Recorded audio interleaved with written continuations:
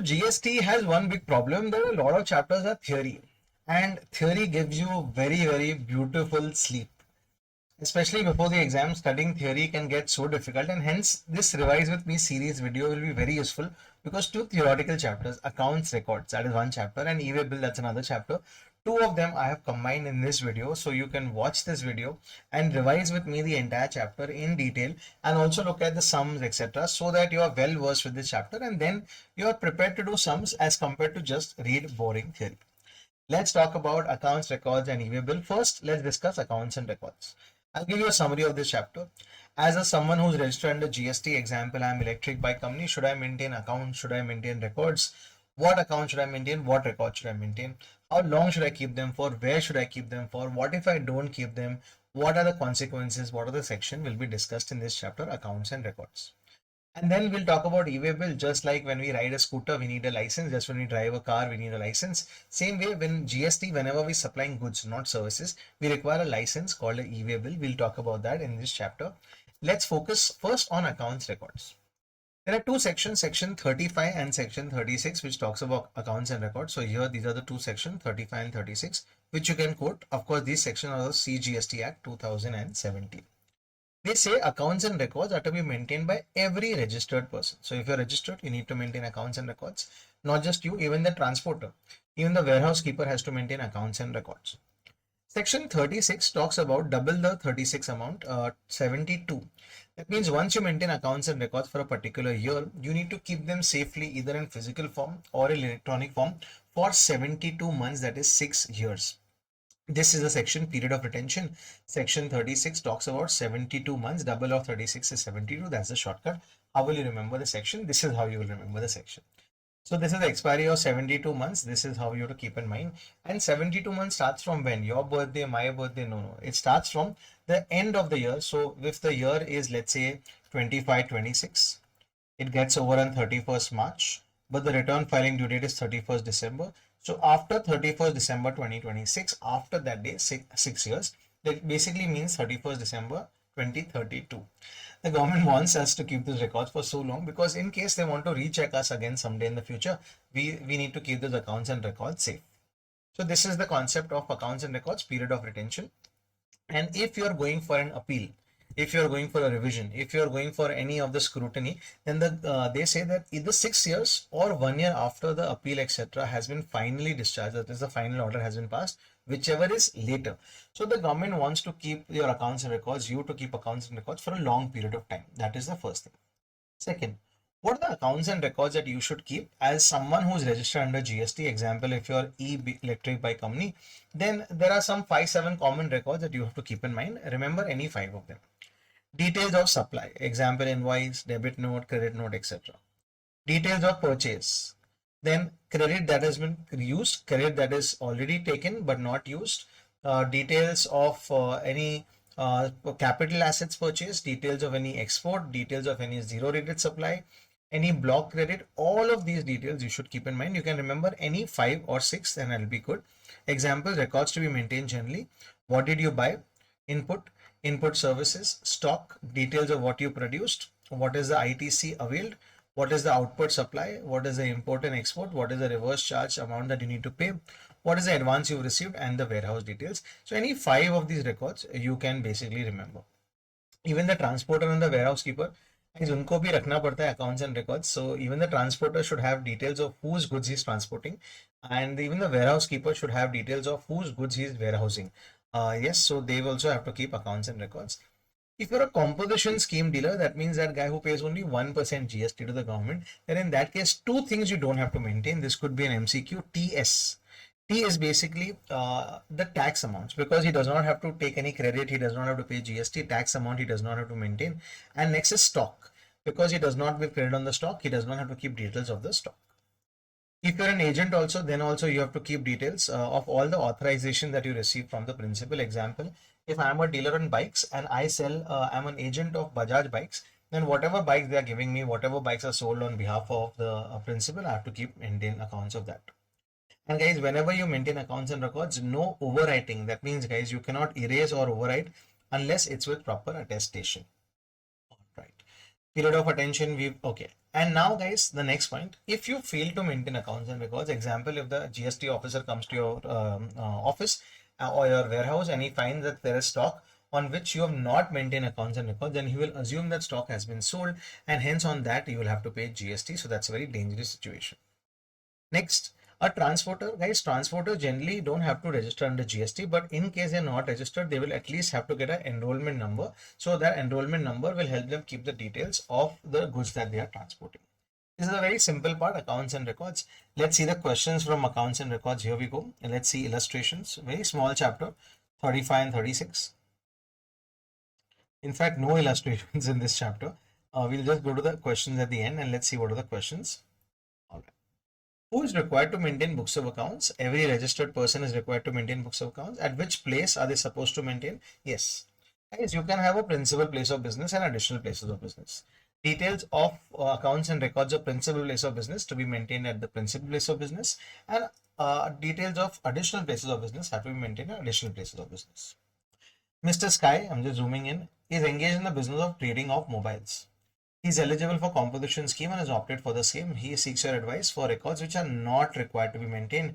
TS, records or details of the tax, records or details of the stock. Mr. Harsh Manjula is engaged in the business of works contract services and seeks your guidance as to specific records required to be maintained by him under GST law. Guys, if you're a works contractor, then the purchases that you made, any 5 records, purchases that you made, on the purchases, the ITC that you have taken, the works contract services you've undertaken, the supply you have made, the credit that you have utilized, the block credit, the import, export, any of these details, you have to mention any 5 of them. Chill Chain Gold is operating a cold storage warehouse and seeks your guidance on the GST accounts and records to be maintained by them in terms of section 35. They have to maintain accounts and records for their own services, plus of the goods that are kept in the warehouse, they have to also maintain those accounts and records. Mr. X is of the view that records are to be mandatorily maintained manually only, required to examine. No, they can be maintained manually also and they can be maintained electronically also. This is where these questions, very simple questions here on accounts and records. Mainly, I have a feeling they can ask you on TS. They can ask you that 72 months or 1 year after the end of the appeal, whichever is later, the maintenance of accounts and records. That could be a question in the exam. Alright, so wrap up on accounts and records. We go to the next concept called E-Way Bill, electronic way bill. First, you are going on your bike, you need a license. If you don't have a license, the traffic constable, which is also called Mama in many languages, he can stop you and he can ask you for a license. If you don't have a license, guys, he can take a penalty or he can penalize you. He can even confiscate your bike. Same thing happens in GST. In GST, government says that, listen, yaar, you are electric bike company, right? Are you supplying bikes? Yes. Whenever you supply bikes and the value of supply is more than 50,000 rupees of taxable supply, including GST. This is the first time they have said the word including GST. That means if the bike is for 1 lakh, then obviously it will have E-Way bill. But if the bike is, let's say, 47,000 plus GST 4,051, then also you have to generate an E-Way bill. So E-Way bill is basically to be generated whenever the value of supply, including GST, but only taxable value, not exempt value, is more than 50,000. E-Way bill section is section 68 of the CGST Act, and you can always quote rule 138 for E-Way bill. Now, how do you generate the E-Way bill? What happens? Let's see. First, what is an E-Way bill? We understood it's an electronic way bill. It is an evidence of movement of goods. Next, when do you have to generate E-Way bill? Whenever there is supply, taxable supply of more than 50,000, including GST, you need an E-Way bill. And in 3 cases, are there some exceptions? Yes, there are 3 exceptions. In these 3 cases, you will generate E-Way bill even if the value is less than 50,000. Example, if you're making voluntary E-Way bills, you have decided for every supply, whether it's more than 50, less than 50, you will voluntarily generate E-Way bills. Great. For handicraft goods, remember, handicraft goods supplier has some exemption up to 20 lakh rupees. He does not have to register, but he'll have to create an E-Way bill. Even if he not register, E-Way bill, there's a different portal. You have to go and register and generate E-Way bill there. And if you're supplying goods to a job worker interstate, that means outside the state, then also in these 3 cases, you will not see the value, but you will generate the E-Way bill. How will you generate the E-Way bill? The E-Way bill is generated online. There is a portal for generating E-Way bill. You will go on that portal and you will generate. And there are 2 parts. Part A contains details of who is supplying, electric bike company, who are they supplying it to, the recipient details. the goods details, the value of supply, the GST. So basically they have details of the consigner, the consignee, the goods, etc. That is part A. And once you generate part A, you have to generate part B. Part B has details of the transporter. Who is the transporter? Jai Mata, the some transporter. What is the vehicle number and goods are being transported? This is how you generate E-Way Bill, and E-Way Bill will be valid only when part A and part B both have been filled up and generated. This part B, no, is not required in some cases, and you're sending goods only within the state, intrastate. So there's an exception here also for part B. That part B is not required when you're sending goods even only within the state up to 50 kilometers. That means आसपास ही भेज रहे हो तो उसमें part B की जरूरत नहीं है आपको. That is part A and part B. Can I cancel my E-Way bill once generated? Yes. You cannot modify your E-Way bill. So once part A and part B have been submitted, you cannot modify the E-Way bill. Part B can be modified. We'll talk about that. But part A cannot be modified. But can I cancel it? Yes. You can cancel it within 24 hours. Basically, the government says if you made some mistake, cancel it within 24 hours, but not after the movement starts. Example, can you cancel your flight ticket? Yes. But not after the flight takes off, you cannot cancel. So after you can cancel the bill like this. Then does your E-Way bill have to be accepted by the other party? Yes. They have 72 hours. This basically means 3 days to accept the other party. If they don't accept, it will be default accepted by the other party. Next, can I modify part A or part B? Part A unfortunately cannot be modified. So any details in part A you want to change, you have to cancel and reissue an E-Way bill. But part B can be changed. I'll tell you why. Part B has details of the transporter. So maybe the truck changes at the border of one state and the goods are then given to a bigger truck. Or let's say a truck breaks down and there's another truck which the goods are transported in. Or the transporter overall changes, guys. He's unable to give you services. Then part B can be changed either by the supplier or by the recipient or even by the transporter if he is authorized. Next, guys, what if I'm a transporter? Can I generate E-Way bill? Yes, recipient can also generate, supplier can also generate, and transporter can also generate. He can get a transporter transin number and which helps him generate these E-Way bills.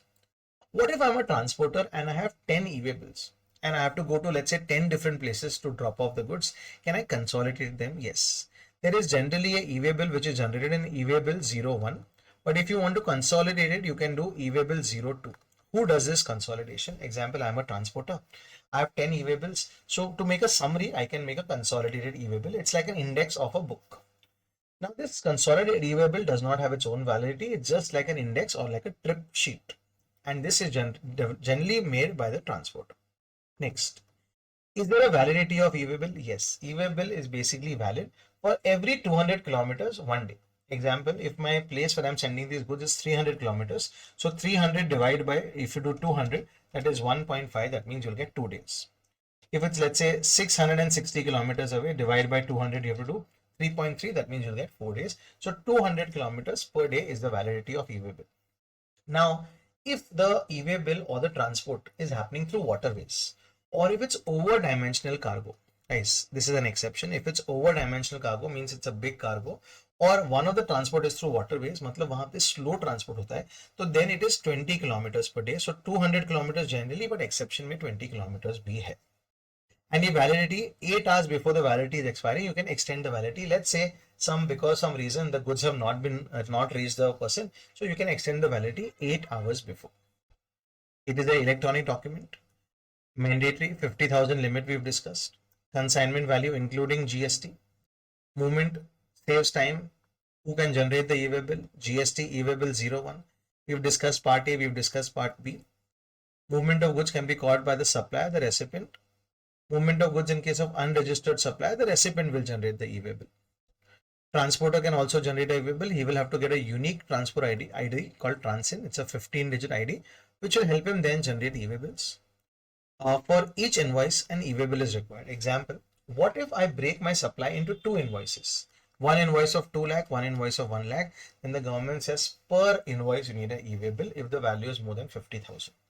So here it's like this. You and your friend are going on 2 bikes. How many licenses will you require? 2. Same way, the more the invoices, the more the E-Way bills will be required. 1 E-Way bill per invoice you will be required.